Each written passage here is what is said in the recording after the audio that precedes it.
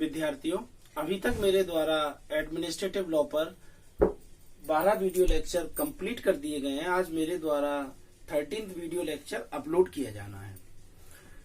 विद्यार्थियों, अगर आप मेरे सभी वीडियो लेक्चर कंटिन्यू 1 by 1 करके देख रहे हैं तो मुझे नहीं लगता है कि कहीं भी आपको कोई सस्पिशियस सिचुएशन पैदा होगी, कहीं भी कोई संदेशात्मक स्थिति उत्पन्न होगी या कोई डाउट रहेगा क्योंकि मेरे द्वारा ये कोशिश की जा रही है प्रत्येक वीडियो लेक्चर में कि मैं स्टेप बाय स्टेप आपका सिलेबस कंप्लीट कराऊं।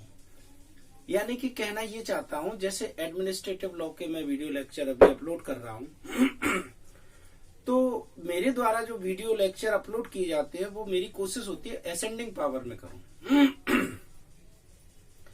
यानी कि जैसे परिभाषा, उसका नेचर, उसकी लिमिटेशन, उसके काइंड्स, उसके एलिमेंट्स, इस तरह स्टेप बाय स्टेप मेरा ये प्रयास रहता है कि प्रत्येक सब्जेक्ट के वीडियो लेक्चर में स्टेप बाय स्टेप आपको अपलोड करके दिखाता रहूं, जिससे कि आपको कहीं कोई समझने में दिक्कत ना आए। तो विद्यार्थियों, आज का मेरा वीडियो लेक्चर है define the administration, tribunal and its reasons. हमने प्रशासनिक विधि की बात कर ली। प्रशासनिक विधि में हमने कई सारी चीजें पढ़ ली। डेलीगेशन पढ़ लिया, सब डेलीगेशन पढ़ लिया, प्रशासनिक विधि का नेचर पढ़ लिया, लिमिटेशन पढ़ ली, रीजन्स पढ़ लिए प्रशासनिक विधि के, इसका इम्पोर्टेंस पढ़ लिया, मोंटेस्क्यू को देख लिया, डाइसी को देख लिया। कई सारी चीजें हमने इसमें अध्ययन कर ली, कई सारे कंसेप्ट हमने क्लियर कर लिए। आज का जो मेरा कंसेप्ट है वो है ट्राइब्यूनल, यानी प्रशासनिक अधिकरण। प्रशासनिक अधिकरण से क्या तात्पर्य है? What is the means about to administration tribunal या एडमिनिस्ट्रेटिव ट्राइब्यूनल। अधिकरण से क्या तात्पर्य है विद्यार्थियों? आपकी जानकारी के लिए मैं बता दूं कि प्रशासनिक विधि की उत्पत्ति का जो मेन ऑब्जेक्ट है, मूल उद्देश्य है, वो मूल उद्देश्य ये एडमिनिस्ट्रेटिव ट्राइब्यूनल ही है। यानी कि प्रशासनिक अधिकरणों का निर्माण करना ही प्रशासनिक विधि का मूल उद्देश्य है। जैसा कि अभी तक अपन समझ रहे थे कि प्रशासनिक विधि द्वारा प्राधिकारियों इत्यादि के अधिकारों को सीमित किया जाता है। दायित्वों, कर्तव्यों के संबंध में ये देखा जाता है कि इन्होंने अपने कर्तव्य और दायित्वों का निर्वहन किया है या नहीं।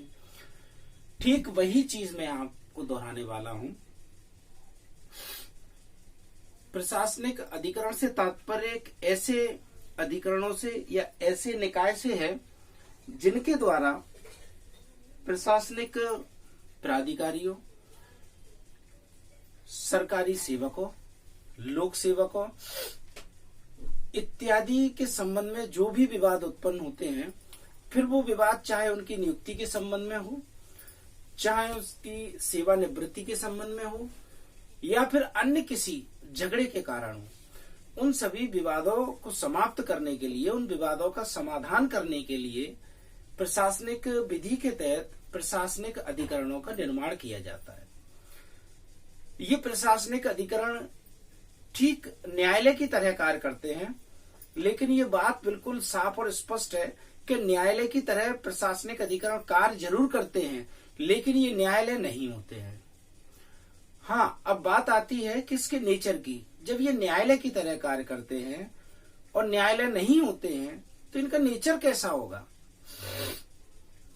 विद्यार्थियों, मैंने पहले ही अपने वीडियो लेक्चर में बता दिया है कि टोटल एडमिनिस्ट्रेटिव लॉ का जो नेचर है वो नेचर क्वासी जुडिशियल होगा, यानी कि अर्ध न्यायिक इनका नेचर होगा। अर्थात ये जुडिशियल नेचर नहीं रखते हैं, अर्ध न्यायिक नेचर रखते हैं। तो मान्यता तो है, लेकिन इनकी मान्यता को चैलेंज किया जा सकता है कोर्ट में, क्योंकि ये टोटली 100% जुडिशियल नेचर के नहीं है। और ऐसी शक्ति इनको अकॉर्डिंग टू कॉन्स्टिट्यूशनल लॉ के आर्टिकल 136 के तहत मिली है, जिस शक्ति के तहत प्रशासनिक विधि का उपयोग करते हुए एडमिनिस्ट्रेटिव ट्राइब्यूनल का निर्माण किया जा सकता है। तो विद्यार्थियों बात बिल्कुल स्पष्ट हो चुकी है कि प्रशासनिक अधिकरण से तात्पर्य एक ऐसे निकाय से है जिसके द्वारा प्रशासनिक प्राधिकारियों, सरकारी सेवकों, लोक सेवकों इत्यादि के बीच में जो विवाद उत्पन्न होते हैं उन विवादों को सुनने के लिए और उनकी नियुक्तियां, सेवा शर्तों इत्यादि के संबंध में जब भी कोई समस्या उत्पन्न होती है तो उसका समाधान करने के लिए प्रशासनिक अधिकरणों का निर्माण किया जाता है। ये बात हम कर रहे थे डेफिनेशन क्लोज की। अब बात करेंगे हम second point, reason of tribunal. अधिकरणों के निर्माण करने के क्या रीजंस रहे हैं, क्या कारण रहे हैं? तो 1 से लेकर 6 तक मैंने यहाँ 6 कारण इसके बताए हैं। Number first, inadequacy of judicial process, न्यायिक प्रक्रिया की अपर्याप्तता, मल्टीप्लिसिटी ऑफ डिस्प्यूट, कई तरह के विवादों के होने के कारण, सब्जेक्ट मैटर विषय सामग्री, इकोनॉमिक एंड टैक्स यानी कर और आर्थिक व्यवस्था, डिले यानी विलंब, लॉ मेकिंग यानी विधि निर्माण। लास्ट में एक पॉइंट दे रखा है, control by high court and supreme court.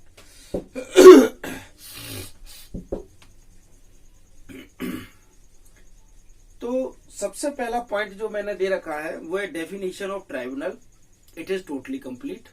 Second point है reason of tribunal, inadequacy of judicial process. आप सभी जानते हैं कि न्यायालय की जो प्रक्रिया है वो अत्यंत गहन है, उसमें काफी समय बर्बाद होने की संभावना होती है। इतनी आसानी से और कम समय में वहां न्याय प्राप्त करना मुश्किल ही नहीं, असंभव है। क्योंकि न्यायालय का अपना एक परिवेश होता है और अपनी एक प्रक्रिया होता है जिसके तहत न्यायालय कार्य करता है। तो यदि प्रत्येक मामले को हम न्यायालय में ले जाते हैं तो न्यायालय की जो प्रक्रिया है उस प्रक्रिया के तहत कार्य करेगा और उस प्रक्रिया के तहत कार्य करने पर विलंब होना अत्यंत आवश्यक है। कहने का तात्पर्य यह है कि न्यायालय की जो प्रक्रिया है अत्यंत जटिल है और उस प्रक्रिया से होकर गुजरने में काफी समय लग जाता है। इसलिए भी प्रशासनिक अधिकरण की अत्यंत आवश्यकता है और इसी आधार पर इनका निर्माण किया जाता है। सेकंड, मल्टीप्लिसिटी ऑफ डिस्प्यूट्स, विवादों की अत्यधिक मात्रा में होना यानी बहुतायत मात्रा में विवादों का होना। हम जानते हैं वर्तमान परिप्रेक्ष्य में कई तरह के विवाद नित्य उत्पन्न होते रहते हैं, यानी प्रत्येक दिन कई तरह के विवाद उत्पन्न होते रहते हैं और उन सभी तरह के विवादों को सुनना समझना न्यायालय के लिए ऐसा नहीं है कि उन सभी विवादों को सुने समझे और तुरंत उसमें कोई निर्णय दिया जा सके, क्योंकि कई तरह के विवादों को सुनने समझने में समय लगना एक जाहिर सी बात है। तो अत्यंत आसानी से इनमें निर्णय नहीं दिया जा सकता है, इसलिए भी प्रशासनिक अधिकरणों का होना अत्यंत आवश्यक है। सब्जेक्ट मैटर,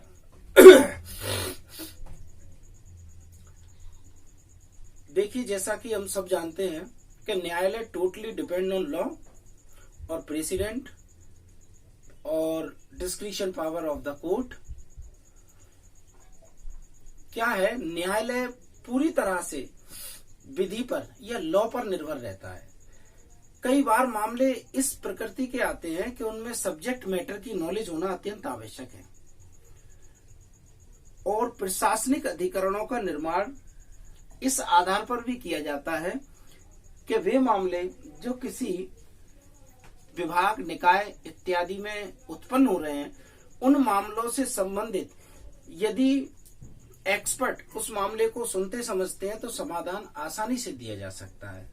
तो विषय सामग्री के कारण भी प्रशासनिक अधिकरणों का निर्माण किया जाता है।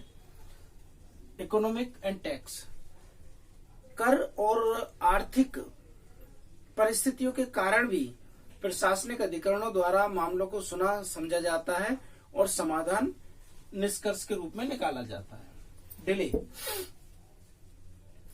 हम सभी जानते हैं कि भारत की जो जनसंख्या है उस जनसंख्या के रेशो को अगर हम निकालेंगे भारत में जजों को लेकर, तो 13 लाख लोगों के ऊपर एक जज है। ऐसी स्थिति में न्यायालय में कितने मामले प्रकरणबद्ध हैं और उन मामलों को सुनना समझना मुश्किल ही नहीं असंभव हो गया है और विलंब होने की संभावना निश्चित तौर पर जाहिर है। ऐसी स्थिति में प्रशासनिक अधिकरण एक ऐसी व्यवस्था है जिसमें अपने निकाय और संस्थानों के मामलों को सुना और समझा जा सकता है और कम समय में समाधान दिया जा सकता है। लॉ मेकिंग, विधि का निर्माण करना। जैसा कि हम सभी जानते हैं कि विधायिका द्वारा विधि का निर्माण किया जाता है और ऐसी स्थिति में प्रशासनिक अधिकरण द्वारा अपने स्वयं के मामलों को सुन समझकर समस्या का समाधान निकाल लिया जाता है। Control by high court and supreme court. बात हमारे समझ में आई कि प्रशासनिक अधिकरणों का निर्माण इसलिए हुआ है जिससे कि संस्था, निकाय, लोक सेवक, सरकारी सेवक या प्राधिकारियों की समस्याओं को सुना समझा जाकर उनके समस्या का समाधान निकाला जाए। लेकिन क्या प्रशासनिक अधिकरणों के ऊपर भी कोई नियंत्रण की व्यवस्था की गई है? बिल्कुल। उच्च न्यायालय और सर्वोच्च न्यायालय को भारतीय संविधान के आर्टिकल 13 के तहत जो न्यायिक पूर्ण विलोकन की शक्ति है, जुडिशियल रिव्यू की जो पावर है, उस जुडिशियल रिव्यू की पावर के आधार पर इन्हें प्रशासनिक अधिकरण के ऊपर नियंत्रण रखने की भी शक्ति भारतीय संविधान द्वारा दी गई है। इस आधार पर हम ये कह सकते हैं कि प्रशासनिक अधिकरण न्याय तो कर सकता है लेकिन अपनी सीमाओं से बाहर जाकर न्याय नहीं दे सकता। विद्यार्थियों, आज का मेरा वीडियो लेक्चर यहीं समाप्त होता है और आगे भी मेरे द्वारा वीडियो लेक्चर अपलोड किए जाते रहेंगे। धन्यवाद।